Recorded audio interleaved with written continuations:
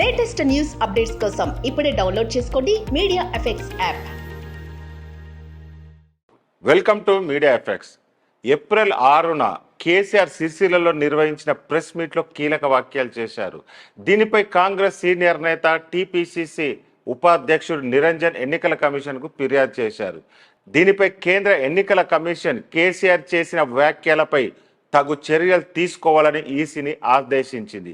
దీనిపై దర్యాప్తు చేపట్టిన రాష్ట్ర ఎన్నికల అధికారి మే 1 రాత్రి 8 గంటల నుంచి 48 గంటల పాటు ప్రచారం నిర్వహించకూడదని కీలక ఆదేశాలు జారీ చేసింది.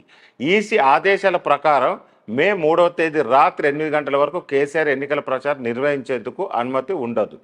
దేశవ్యాప్తంగా లోక్సభ పలు రాష్ట్రాల్లో అసెంబ్లీ ఎన్నికలు జరుగుతున్న నేపథ్యంలో దేశం మొత్తం మోడల్ కోడ్ ఆఫ్ కండక్ట్ కింద ఎన్నికల నిబంధనలను ఉల్లంఘించినందుకు ఈ చర్యలు తీసుకున్నట్టు ఈసీ స్పష్టం చేసింది.